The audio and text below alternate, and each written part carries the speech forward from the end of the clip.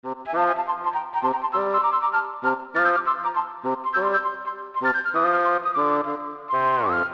do we know that the church is the real deal? Because we can look at the news and we say, well, the church is pretty messed up too. It's not just the world that's messed up. If you followed like the news and the church, the sexual abuse crisis is back. Like we thought, oh, well, we had dealt with some of these things, but if we watch the news, we find out, well, there's still a lot of things that we haven't figured out.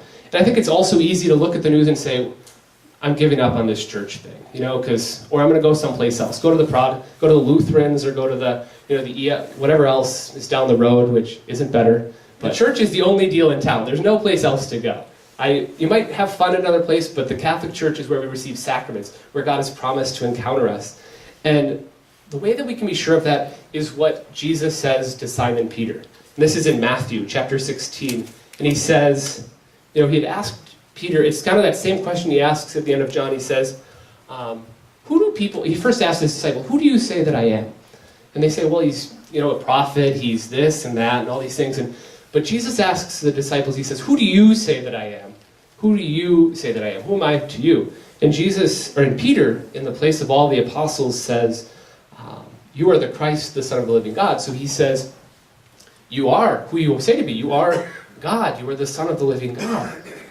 And Jesus' answer to him is, blessed are you, Simon, son of Jonah, for flesh and blood has not revealed this to you, but my Father who is in heaven. And I tell you, you are Peter, and on this rock I will build my church, and the gates of hell shall not prevail against it. I will give you the keys of the kingdom of heaven, and whatever you bind on earth shall be bound in heaven, and whatever you loose on earth shall be loosed in heaven. And so we see that even though, all of the times of we might say there's bad priests now, there's bad popes in the history, but somehow the church continues. The church continues on. There's this great story when Napoleon Bonaparte was in he was ransacking Rome. He was trying to and Napoleon's main goal was to destroy the church. He wanted to destroy the church in France, and he wanted to destroy the church throughout Europe.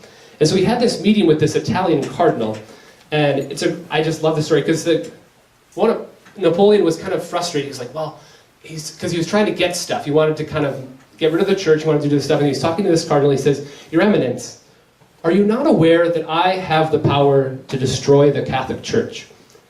And the cardinal, it was probably old, and sat back, and he said, Your Majesty, we, the Catholic clergy, have done our best to destroy the church for the last 1,800 years. We have not yet succeeded, and neither will you.